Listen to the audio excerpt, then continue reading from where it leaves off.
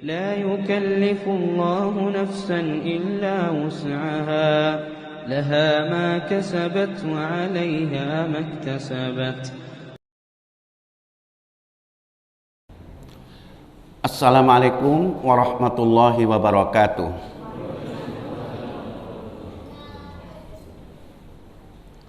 Alhamdulillah, nahmaduhu wa nasta'inuhu wa nastaghfiruhu wa na'udzu billahi min sururi anfusina wa min sayyiati a'malina may yahdihillahu fala mudhillalah wa may yudlilhu fala hadiyalah. Asyhadu an la ilaha illallah wahdahu la syarikalah wa asyhadu anna nabiyana Muhammadan abduhu wa rasuluhu la nabiyya wa la rasula ba'dah. Allahumma salli wa sallim wa barik ala Muhammadin wa ala alihi wa ashabihi wattabi'ina wa tabi'ihim bi ihsanin ila yaumiddin, amma ba'du. Faqad qala azza wa jalla fi kitabihil karim, a'udzu billahi minasyaitonir rajim. Bismillahirrahmanirrahim. Ya ayyuhalladzina amanu taqullaha haqqa tuqatih wa la tamutunna illa wa antum muslimun. Hadirin kaum muslimin sidang jamaah salat maghrib yang dirahmati Allah, di masjid yang kita banggakan ini, Masjid Al-Ikhlas, terutama yang saya hormati Bapak Ketua DKM kita beserta seluruh jajarannya dan ibu-ibu yang hadir semua ya pada sore ini. Mudah-mudahan diberkahi oleh Allah, diberikan kesehatan, kemudahan dalam segala urusannya. Mudah-mudahan anak-anak kita, keturunan kita jadi orang yang soleh, yang soleha, untuk mengisi negeri karunia Allah ini. Mudah-mudahan. Mari kita panjatkan puji syukur yang setinggi-tingginya kepada Allah dan salawat salam buat junjungan kita Nabi Muhammad SAW, juga keluarganya, sahabatnya dan seluruh ya umatnya. Mudah-mudahan termasuk kita ini umat yang tetap istiqomah dalam menjalankan ajaran agamanya. Ada hak Allah, ada hak sesama kita. Jadi Islam itu mengajarkan hak. Kita sebagai seorang mukmin, seorang muslim harus memenuhi hak Allah. Hak Allah harus kita penuhi. Apa kira-kira hak Allah itu? Ya, Allah itu disembah, diibadahi. Allah itu dimintai pertolongan. Allah itu tidak disekutukan dengan yang lain. Itu hak Allah. Ya. Jadi Allah punya hak untuk apa? An ya'buduhu wa la yusriku bihi syai'a. Allah punya hak untuk disembah, tidak disekutukan dengan yang lain. Itu hak Allah. Jadi kalau kita sudah memenuhi hak Allah, biasanya kita akan memenuhi hak sesama manusia. Karena hak Allah itu wajib bagi kita untuk memenuhinya. Sebagai hambanya, sebagai seorang mukmin yang tetap konsisten, konsekuen dan istiqomah terhadap ajarannya. Biasanya kalau sudah beribadah kepada Allah tidak menyekutukan dengan yang lain, maka kita akan memenuhi hak yang lain, hak sesama kita. Ibaratnya hubungan horizontal, hubungan vertikal kita kita penuhi. Nanti hubungan horizontal pun akan terjadi. Jadi kalau wa'budullah wala tusyriku bihi syai'a. Sembahlah olehmu Allah, jangan kamu sekutukan dia dengan yang lain. Kalau sudah demikian, orang yang sudah tidak mau menyekutukan Allah, beribadah kepada Allah, pasti dia berbuat baik kepada sesama manusia. Karena manusia juga punya hak, yaitu kepada orang tua kita. Setelah wa'budullah wala tusyriku bihi syai'a, baru wabil walidaini ihsana. Jadi orang tua kita ya, kita perlakukan dengan baik, kita berbakti kepada kedua orang tua kita. Kemudian hak siapa lagi? Wabidil kurba, kerabat. Kemudian wal yatama, anak ya yatim. Wal masakin, orang miskin. Kemudian wal jaridil kurba, tetangga yang dekat, punya hak semua. Wal jaril junubi, tetangga yang jauh. Wasahibi bil jambi, teman yang sejawat. Wa bani sabil, orang-orang terlantar. Wa ma malakat aimanukum, hamba sahaya yang kamu miliki. Innallaha la yuhibbu man kana mukhtalan fakhura, sesungguhnya Allah tidak menyukai la yuhibbu man kana mukhtalan fakhura, orang yang sombong dan membangga-banggakan dirinya. Jadi orang sombong membanggakan diri itu tidak disukai oleh Allah. Siapa mereka yang menentang ayat ini, yang menentang Al-Qur'an ini? Ya. Kalau kita lihat dalam surat An-Nisa itu ayat yang ke-36. Jadi Allah, kita harus memenuhi hak Allah, menyembah Allah. Allah itu disembah, dimintai pertolongan, diibadahi, dan tidak disekutukan dengan yang lain. Itu hak Allah. Wa'budullaha wa la tusriku bihi syai'an wa bil walidaini ihsana. Surat 4 An-Nisa ayat 36.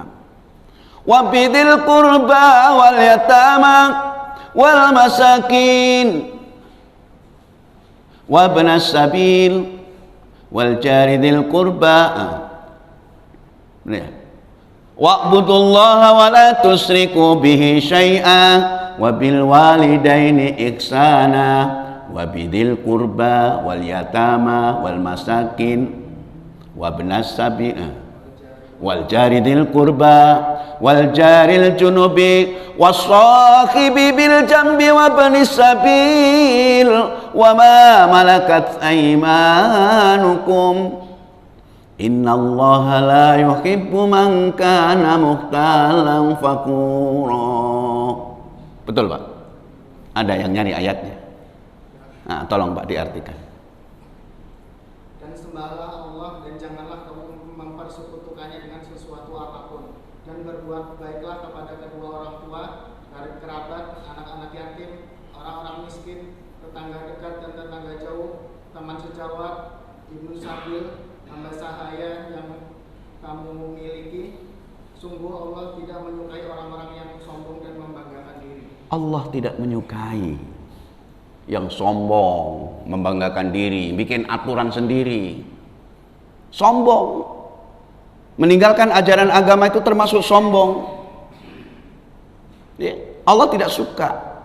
Lihat, kalau memang kita ini kondisi seperti ini, terjadinya apa yang disebut dengan gempa bumi, terjadinya apa yang disebut dengan tsunami, banjir di mana-mana, musibah di mana-mana. Ini kita koreksi diri. Jangan-jangan memang kita sering melakukan perbuatan-perbuatan yang nggak disukai Allah. Jadi murka Allah itu karena datangnya murka Allah itu diundang oleh kita, ada sebabnya. Ya, ada sebabnya. Ya, kalau nggak ada sebabnya nggak mungkin. Kalau larangan-larangan misalnya, larangan-larangan tadi kan yang 10 sosial di dalam Islam yang ada dalam surat An-Nisa ayat 36 tadi, itu indah sekali kalau dikerjakan oleh umat ini. Kalau dilakukan luar biasa. Allahnya disembah, ditaati, tidak disekutukan. Orang tuanya itu dihormati, berbakti kepada kedua orang tua, kemudian solidaritas jelas, segala macam tadi. Tapi kalau itu dilanggar, Allah itu tidak suka dengan orang yang sombong membanggakan diri, yaitu orang yang tidak mau diatur oleh aturan ini. Itu. Maka para jamaah sekalian, kita akan merasakan tenang, bahagia hidup ini kalau Allah ridho. Maka perilaku yang harus kita lakukan di sebuah negeri yang dikaruniakan oleh Allah kepada kita ini, kita isi dengan sikap perilaku yang mendatangkan rahmat, bukan mendatangkan laknat atau mendatangkan murka. Rasulullah pernah menyatakan dalam salah satu hadisnya, kita ini disuruh menghindari 7 perkara yang akan membawa malapetaka. Ijtanibus sab'al mubiqat. Jauhilah 7 perkara yang akan membawa bencana, yang akan membawa malapetaka. 7 perkara itu apa saja? Sahabat bertanya, qalu ya Rasulullah, wa ma hunna? Mereka bertanya, ya Rasulullah, apa saja 7 perkara yang membawa malapetaka itu ya Rasulullah? Qala, Nabi menjawab, yang pertama asyirku billah, syirik, menyekutukan Allah. Jadi kan kita nggak boleh menyekutukan Allah. Allah punya hak untuk tidak disekutukan. Yang pertama adalah syirik, asyirku billah. Apa yang kedua? Yang kedua wasihru, sihir. Sihir itu ya kayak ilmu-ilmu tenung, santet, guna-guna, itu sihir. Itu mendatangkan malapetaka. Yang ketiga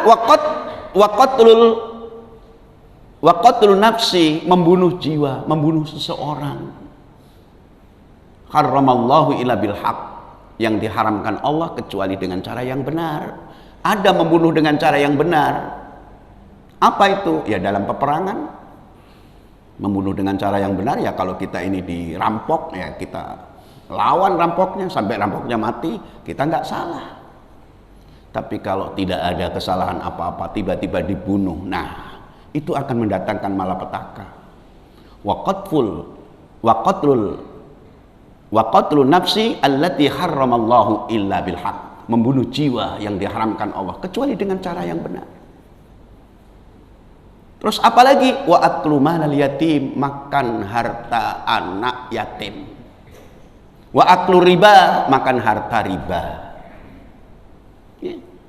Wa tawali yaumaz zakfi, lari dari medan juang.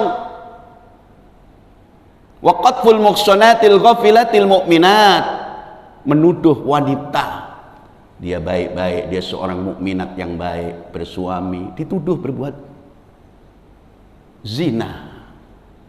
Kita melihat di mana-mana para jemaah sekalian, entah itu lewat YouTube, entah apa. Ini sudah namanya dosa besar.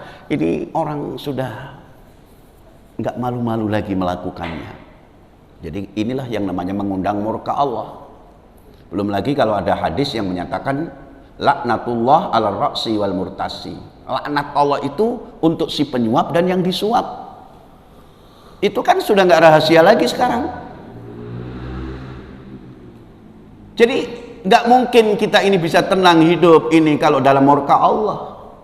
Karena itulah para jemaah sekalian, kita sebagai seorang mukmin ini kita harus berperilaku. Perilaku kita saja mengundang rahmat. Itu yang kita harapkan begitu. Kalau mengundang rahmat, nikmat kita, rumah tangga kita nikmat, negerinya aman, tentram dan damai. Tapi perilaku yang mengundang murka Allah, wah itu di mana-mana. Kalau ngaji seperti ini lagi mengundang apa ini Pak? Rahmat. Betul nggak? Mengundang rahmat, mengundang kasih sayang. Ya. Di dalam Al-Quran kan diingatkan kepada kita, kita nggak boleh mengikuti langkah setan. Karena setan selalu mengajak berbuat keji, berbuat mungkar. Lihat dalam surat 24 ayat 21. Ya ayyuhalladzina amanu la tattabi'u khutuwatis syaitan wa may yattabi' khutuwatis syaitani fa innahu ya'muru bil fahsya'i wal munkar walaula fadlullahi 'alaikum wa rahmatuhu ma zakka minkum min ahadin abada walakin Allah yuzakki man yasha wallahu sami'un alim. Lanjut. Wahai orang-orang yang beriman, janganlah kamu mengikuti langkah-langkah setan. Barang siapa mengikuti langkah-langkah setan, maka sesungguhnya dia menyuruh mengerjakan perbuatan yang keji dan mungkar. Kalau bukan karena Allah dan rahmatnya kepadamu, niscaya tidak seorang pun di antara kamu bersih dari perbuatan keji dan mungkar itu selama-lamanya. Tetapi Allah membersihkan siapa yang Dia kehendaki, dan Allah Maha mendengar, Maha mengetahui. di situ kalau bukan karunia Allah, bukan karena karunia Allah. Walaula fadlullah, itu kalau bukan karunia Allah, wa rahmatuhu, dan rahmatnya. Gitu. Ya ayyuhalladzina amanu, wahai orang-orang yang beriman, la tattabi'u khutuwatis syaiton, jangan kamu ikuti langkah-langkah setan. Wa may yattabi' khutuwatis syaiton, barang siapa yang mengikuti langkah setan. Kira-kira kalau ngikuti langkah setan, setan ngajaknya apa? Ngajak ke pengajian apa? Apa ke tempat yang mana? Fa innahu, maka sesungguhnya setan, hu itu setan, dhamir daripada setan itu hu. Fa innahu, maka setan itu ya'muru bil faksha wal munkar, mengajak kamu untuk berbuat keji dan mungkar. Jadi itu memang programnya di situ. Maka Allah menyatakan walaula fadlullahi alaikum, sekiranya bukan karena karunia Allah terhadap kalian, wa rahmatuhu, dan rahmatnya, rahmat Allah tadi. Kalau bukan karunia dan rahmat Allah, kalau bukan karena rahmat Allah dan karunia Allah dan rahmatnya, ma zaka minkum min ahadin abada, tidak ada seorang pun di antara kalian yang akan bersih, suci selama-lamanya. Nggak ada yang jadi ustadz, nggak ada yang jadi jamaah, semuanya kotor, semuanya tidak bersih. Artinya kalau bukan karena karunia Allah, karena bukan pertolongan Allah, maka manusia itu satu pun tidak ada yang bersih. Kata Quran itu. Walakinnallahu yuzakki man yasha, tetapi Allah itu membersihkan, menyucikan pada siapa yang Ia kehendaki. Jadi kedatangan kita ke masjid ini bukan karena kita hebat, bukan karena kita terlalu semangat hebat, bukan, karena itu rahmat Allah, karena karunia Allah. Maka jangan disia-siakan. Nggak ada yang suci, nggak ada yang bersih di muka bumi ini kalau bukan ada karunia Allah dan rahmatnya. Kata Allah begitu. Wallahu sami'un alim, Allah maha mendengar, maha mengetahui. Walaupun ayat ini sebenarnya ditujukan untuk Aisyah, istri Nabi, yang pada saat itu difitnah. Sekarang kan lanjutannya yang dulu. Sekarang kan suka fitnah begitu, lanjutannya yang dulu. Berita-berita kotor, berita bohong itu dari dulu sudah ada. Ya, itu para jemaah. Jadi intinya, kalau orang-orang yang beriman ini mendapat karunia Allah, mendapat rahmat Allah, kita terjaga dari perbuatan maksiat itu. Berarti kita akan jadi bersih. Itu dikehendaki oleh Allah. Dan Allah maha mendengar lagi maha mengetahui. Jadi kalau orang-orang sudah mengikuti langkah-langkah setan, kemudian kita berbuat maksiat, ya berarti tunggu murka Allah. Jadi murka Allah itu akan datang, itu akibat dari perbuatan kita. Kullu syai'in sababa, tiap-tiap sesuatu itu ada penyebabnya. Jadi Allah nggak mungkin mendatangkan semau Dia, gitu. Makanya kita mencoba untuk berperilaku yang bersifat mengundang rahmat, kasih sayang, ya, saling tolong menolong, itu luar biasa gitu. Kita lihat lagi dalam surat 5, surat Al-Maidah. Apa yang dilarang oleh Allah? Ternyata semua sudah dikerjakan oleh umat ini.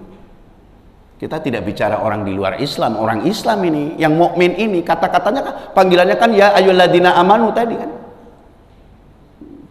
Jadi bukan untuk orang yang non muslim ini. Kalau orang muslim sudah berbuat maksiat, berbuat keji dan mungkar, nah apalagi yang bukan mukmin. Surat 5, surat Al-Maidah, ayat yang ke-90.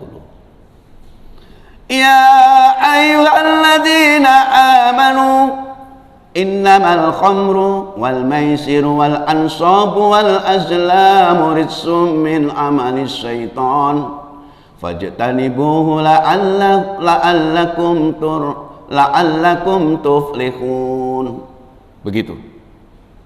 Silahkan Pak baca. Hai orang-orang yang beriman, sesungguhnya meminum khamar, berjudi, berperkara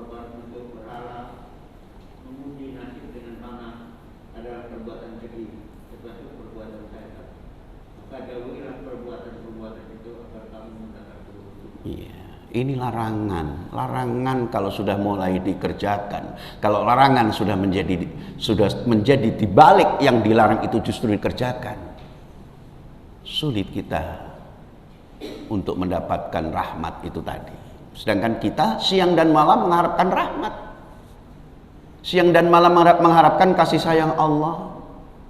Perilaku kita yang kasih sayang Allah jumlahnya tidak banyak para jemaah. Yang banyak itu justru yang mendatangkan murka Allah.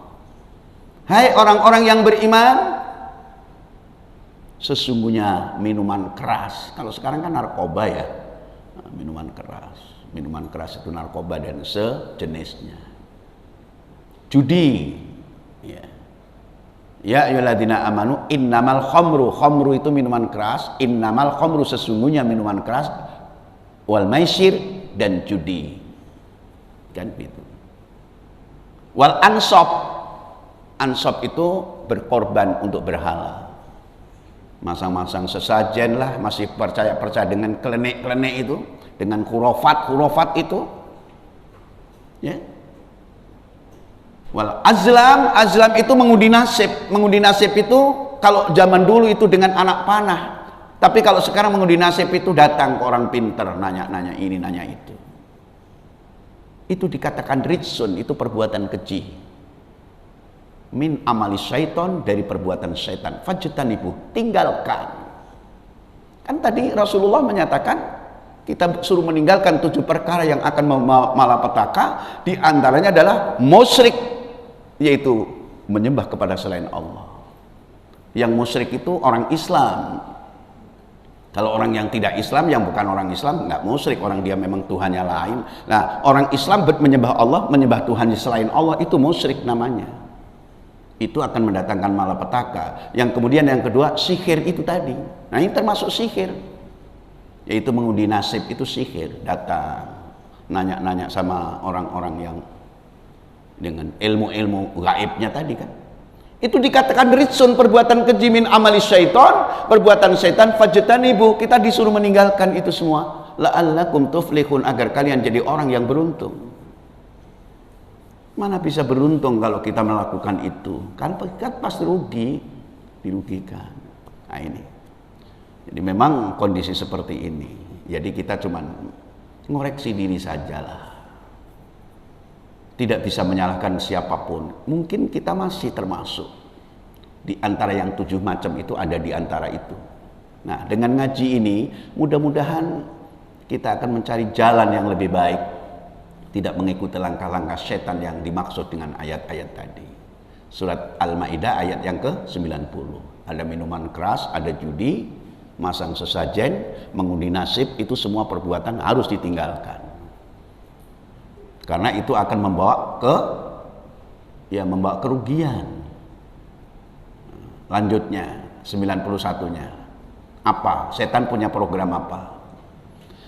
Innama yuridu syaitanu ayyuqi'a bainakumul adawata wal baghdha'a fil hamri wal maisir wa yasuddakum an dzikrillahi wa 'anis shalah fahal antum muntahun.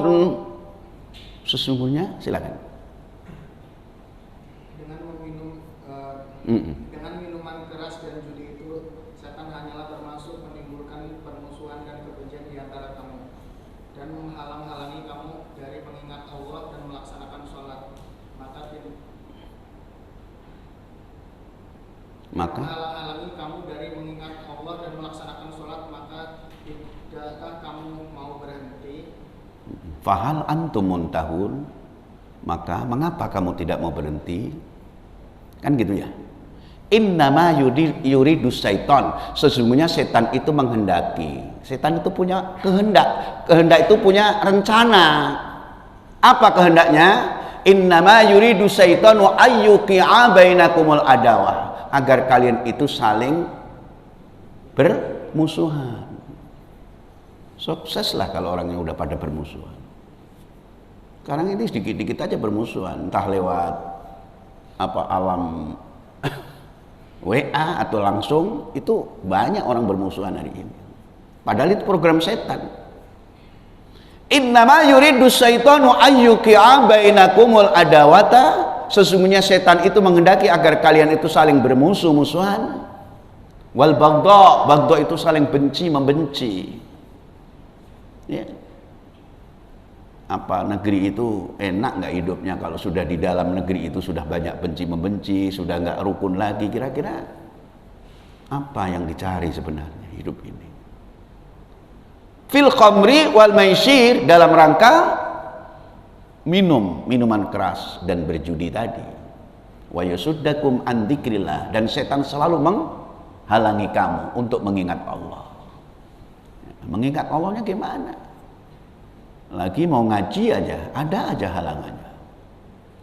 Wa anis sholah, kemudian menghalangi orang sholat. Itu program setan. Fahal antumun tahun, mengapa kamu tidak mau meninggalkannya? Ya, ayat ini diturunkan kan bukan baru ini. Kita bukan berbicara untuk Indonesia, bukan berbicara untuk DKI Jakarta. Karena ayat ini waktu diturunkan belum ada Jakarta, belum ada Indonesia. Ya kalaupun ada ya belum seperti ini. Orang ayat itu diturunkan 15 abad yang lalu, ya Pak ya. Jadi kalau kita berbicara Quran itu nggak ada yang perlu tersinggung. Waktu ayat ini diturunkan kan Indonesia belum ada. Belum ada, mungkin masih berbentuk apa ya, pulau-pulau apa. Karena memang tahun 611 Masehi Al-Quran baru diturunkan. Rasulullah waktu itu umurnya baru 40 tahun, Pak. Saya tahu persis kok. Karena saya baca bukunya. Tahu persis saya. Jadi Rasul umur 40 tahun itu tahun berapa tadi? 611 Masehi. Sekarang tahun berapa? 2021. Jadi kalau kita bicara tentang ayat ini ada tersinggung, aneh. Memang dia umur berapa? Ini ayat sudah turun dari dulu, ya kan? Ya, kalau orang cara berpikir luar biasa, Quran ini walaupun diturunkan 15 abad yang lalu masih up to date, seakan-akan baru turun, seakan-akan Quran baru turun di Masjid Al-Ikhlas pada malam ini. Apalagi yang nggak pernah baca, asing, yang baca berkali-kali juga. Wah, ini ayat ini seakan-akan baru terus ketika diturunkan. Itulah hebatnya Al-Quran. Ya. Jadi inilah peringatan-peringatan Allah kepada kita. Kalau kita mau menuruti ayat ini dan tidak mau melakukan apa yang dilarang dalam ayat itu, saya yakin hidup itu enak, bahagia, nikmat sekali. Bagaimana akan turun rahmat kalau perilaku kita ini selalu melanggar aturan Allah? Maka dengan ngaji ini mudah-mudahan kita bisa menyisihkan sebagian waktu kita untuk bermunajah kepada Allah, untuk minta ampun. Ini sudah banyak dosa. 7 perkara yang akan membawa malapetaka sudah dikerjakan semua oleh banyak orang. Kemudian dalam ayat-ayat ini ada ayat larangan, tapi justru banyak menjadi kebanggaan. Baru berapa hari yang lalu itu artis-artis tertangkap karena apa? Narkoba. Ya kan? Nah, belum lagi yang korupsi itu lain lagi. Tapi intinya ini mengundang murka Allah terus semuanya. Oleh karena itulah para jemaah sekalian, Rasulullah Shallallahu Alaihi Wasallam memberikan nasihat kepada salah seorang sahabat kenamaan, Abu Dar Al-Ghifari. Abu Dar Al-Ghifari ini dinasihati Nabi, dan dia bicara, dia sampaikan kepada teman-temannya, disampaikan kepada sahabat-sahabat yang lain. Bangga kalau ada nasihat dari Nabi. Nasihat itu kalau dituruti akan mendatangkan rahmat. Kenapa? Karena kita disuruh untuk saling tolong menolong. Abu Dar mengatakan, "Ausani khalili bisab'in," aku dinasihati oleh junjunganku dengan 7 perkara. Kalau tadi 7 perkara yang membawa malapetaka, ini 7 perkara dinasihatkan oleh Rasulullah junjungan kita kepada Abu Dar Al-Ghifari. Ya. Ausani khalili bisab'in, aku dinasihati oleh junjunganku dengan 7 perkara.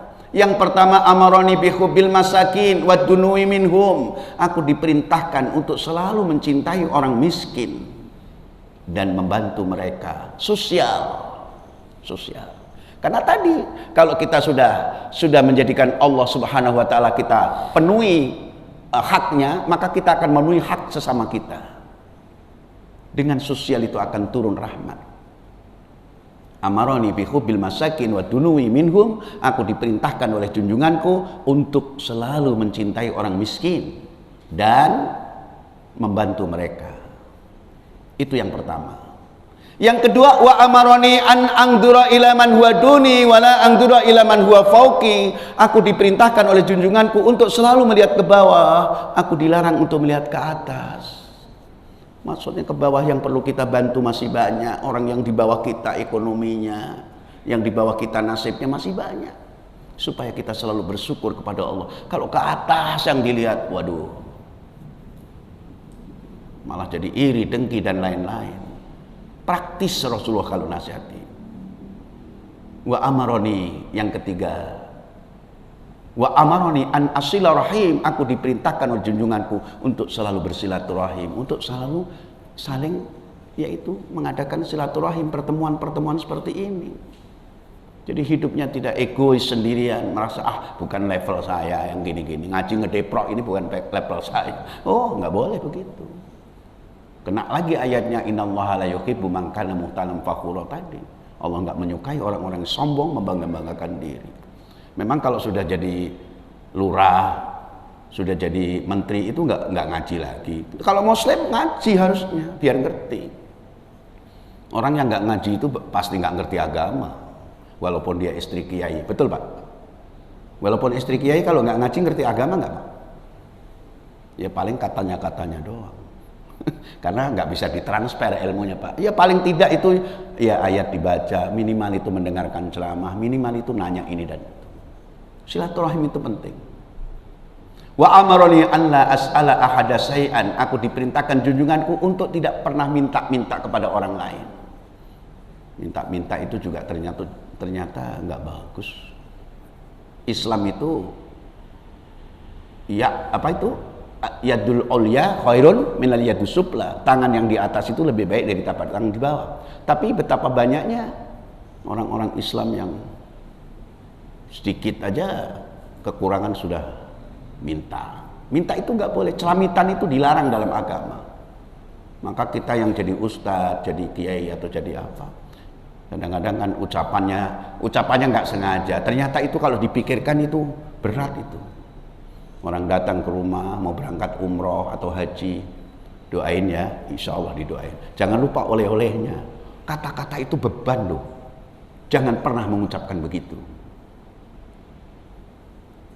Ya memang kita cuman ngomong doang barangkali ya, ini kan cuman agak sedikit bercanda. Oleh-olehnya jangan lupa. Jadi pikiran itu.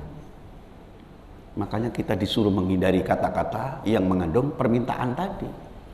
Karena Islam itu mengajarkan kemuliaan. Gitu. Terus apalagi di pesannya?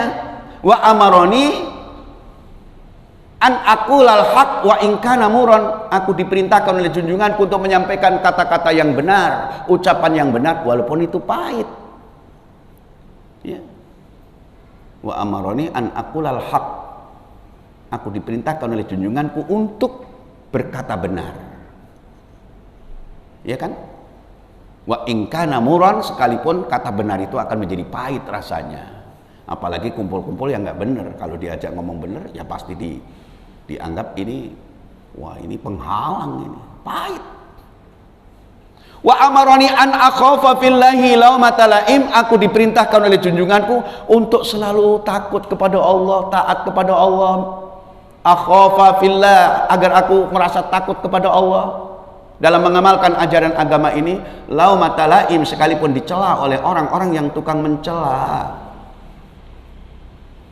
Sekarang ini kan kalau ada orang berbuat baik, sholat, ibadah, dicela, ngapain gitu-gitu, rajin nama. Enggak, orang-orang seperti itu tidak mempan dicela. Laumata laim, sekalipun dicela oleh orang yang tukang mencela. Yang terakhir, wa amaroni an uksiro min la haula wala quwata illa billah, aku diperintah oleh junjunganku untuk memperbanyak kata-kata la haula wala quwata illa billah. Hafal semua kan Pak? Apa itu la haula? Tidak ada daya, wala quwata, tidak ada kekuatan. Memang kita nggak punya kekuatan apa-apa kecuali kekuatan itu dari Allah. Kita ini lemah. Yang sekarang jadi pemimpin lemah. presiden, menteri lemah, rakyat lemah. Namanya manusia selain Allah nggak ada yang kuat. Jadi ucapan la haula wala quwata illa billah, Rasulullah mengajarkan kepada Abu Dzar ini, terus kamu baca. Wa amaroni an uksiro, aku diperintah untuk memperbanyak min la haula wala quwata, dengan kata-kata la haula ini. Apalagi kondisi yang sekarang sedang begini, ya kan? Kondisi seperti ini, kalau kita nggak berserah diri kepada Allah, lalu mau berserah diri kepada siapa? Jadi mendatangkan rahmat, perilaku mendatangkan rahmat. Kita bisa melihat di dalam surat At-Taubah surat 9 ayat yang ke-71. Insya Allah ya, kita sebagai seorang yang beriman pada Allah, kita akan berperilaku yang mendatangkan rahmat, bukan mendatangkan murka Allah, tapi mendatangkan rahmat Allah. Suratnya surat 9 ayat 71. Wal mu'minuna wal mu'minat ba'duhum awliya'u ba'din ya'muruna bil ma'rufi wa yanhauna 'anil munkar wa yuqimuna as-salata wa yu'tuna az-zakata wa yuti'una Allah wa rasulahu ulaika sayarhamuhumullah innallaha azizun hakim. Silakan Pak. Dan orang-orang yang beriman, laki-laki dan perempuan, sebagian mereka menjadi penolong bagi sebagian yang lain.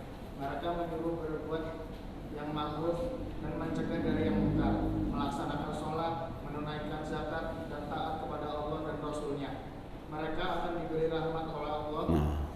Sesungguhnya Allah Maha Perkasa, Maha Bijaksana. Jadi kalau kita merasa beriman, di situ dikatakan wal mu'minuna wal mu'minat, orang beriman, baik dia laki-laki maupun perempuan.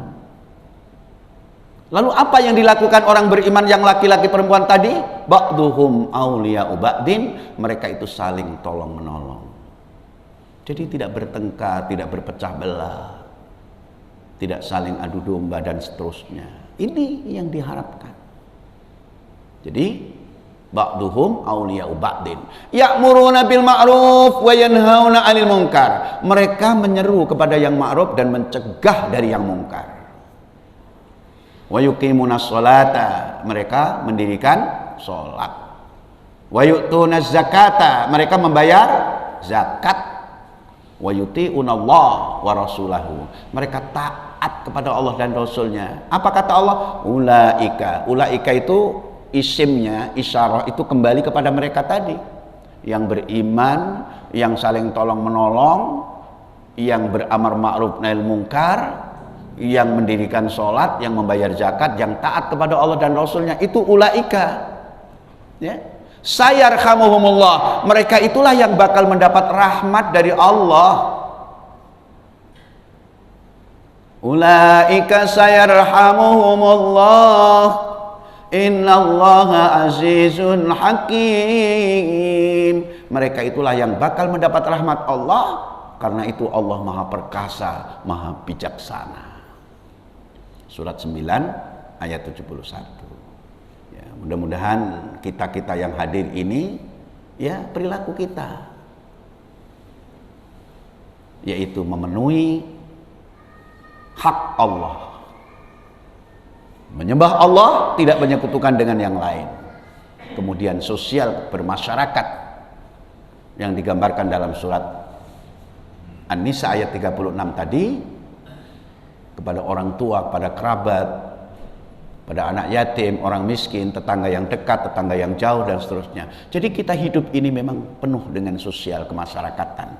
Islam itu di dalamnya ada ajaran sosial, tapi bukan ajaran sosialisme, tapi Islam adalah di dalamnya adalah ajaran sosial, yaitu untuk menolong sesama kita. Insya Allah kalau kita melakukan itu, rahmat akan turun, ya. Tapi kalau kita selalu gontok-gontokan, bermusuhan, ya, makanya ada kata-kata dari MUI, ya, jangan sampai kita makan bangke. Pemakan bangkai. Siapa pemakan bangkai itu? Pemakan bangkai itu orang-orang yang ngakunya beriman tapi masih ngadu domba sama orang lain. Ngadu domba, mencari-cari kesalahan orang lain, itu pemakan bangkai. Kalau kemarin dari Majelis Ulama mengatakan pemakan bangkai, itu ada ayatnya, surat 49 ayat yang ke-12. Cuman nggak ditulis di situ suratnya. Ya. Kita jangan sampai ikut memakan bangkai itu. Artinya apa? Wala tajassasu wala yaktab ba'dukum ba'dha. Jangan kamu mencari-cari kesalahan orang lain. Jangan kamu saling menggunjing. Ayuhibbu ahadukum ayyakula lahma akhihi mayitan fakaritumu. Maukah di antara kalian yang suka memakan bangkai saudaranya yang sudah mati? Mayat saudaranya sudah mati dimakan. Kenapa? Tadi mencari-cari kesalahan orang lain, suka menggunjing dan seterusnya. Insya Allah di sini nggak ada. Mudah-mudahan kajian yang sepintas ini ada manfaatnya dan insya Allah kita berada di pihak yang selalu bersikap atau melakukan perilaku yang akan mendatangkan rahmat. Insya Allah kita tidak ikut-ikutan untuk mendatangkan murka Allah. Ini saja Pak yang bisa disampaikan. Ya, mungkin ada yang ditanyakan atau bagaimana? Ustaz, ya Pak. Tadi Ustaz jelaskan pertama itu ada 7 perkara yang akan membawa Malapetaka. Sengsara kan? Malapetaka. Ya, seperti syirik, terus membawa membunuh jiwa, memakan harta anak yatim, memakan harta riba. Yang pertanyaan saya sama satu lagi ada poin 5 ya. Bagaimana caranya? Begini maksudnya makan harta riba ini bagaimana maksudnya Pak Ustaz? Ya, harta dari hasil ya, hasil apa namanya? Kalau menurut riba itu kan sesuatu yang dikeluarkan dari hasil yang itu panjang Pak anunya Pak. Kayaknya kalau riba sudah tahulah ibaratnya udah bisa dianulah, bisa dibayangkan riba. Sekarang riba kan merajalela di mana-mana. Ya, kalau dijelaskan ini saya kira nggak cukup waktunya. Tapi ada satu poin lagi Pak Ustaz. Kalau kita mengikuti orang yang memakan riba itu gimana? Oh. Mengikuti juga gitu kita. Ya tadi kan dibilang jangan kalau bisa. Kan tadi sudah dibilang ada 7 perkara. Kalau bisa ya karena kita sebagai orang mukmin ya ini termasuk saya juga jangan-jangan juga mengikuti juga Pak. Mungkin karena ini kan hidup dalam lingkaran setan di mana-mana sudah menyebar begini. Sementara hadis yang kita baca ini kadang-kadang bertentangan dengan kehidupan. Kita belajarlah untuk mengurangi minimal atau barangkali ya karena memang kondisinya memang begitu Pak. Ini cobaan buat kita, mudah-mudahan kita diberi kekuatan. Kita memilih pemimpin yang makan uang riba juga Pak? Ya itu ya pastinya ya. Karena bagaimanapun ini kan yang namanya malapetaka ini penyebabnya kan dari kita sendiri. Kalau kita sudah tahu, ya mari kita hindari kalau bisa sebisa-bisanya Pak. Sama-sama. Mudah-mudahan Allah memberi kekuatan ya Pak ya. Kita ya memang berat Pak hidup seperti ini.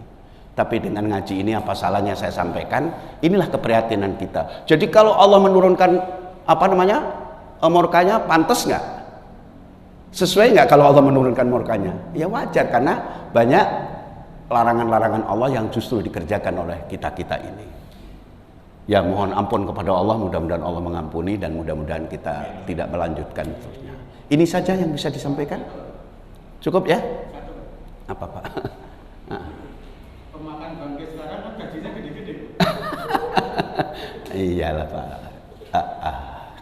Itu yang dimaksud dari gaji itu jadi bangkai. Kita ya kan itu Quran. Saya menyampaikan ini penafsiran itu sudah jelas bahwa itu dalam surat 49 ayat berapa tadi? 12 ya.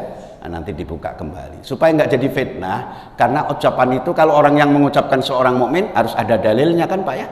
Nah, kalau kita mengucapkan aja itu kan kayak orang benci jadinya, kayak orang maki-maki orang. Tapi kalau ini dasar ayatnya ada gitu. Ya, mudah-mudahan kita tidak termasuk itu. Astaghfirullahaladzim, astaghfirullah. Subhanakallahumma wa bihamdika asyhadu an la ilaha illa anta astaghfiruka wa atubu ilaik. Semoga ada manfaatnya, kurang dan lebihnya mohon maaf. Akhirul kalam, wassalamualaikum warahmatullahi wabarakatuh.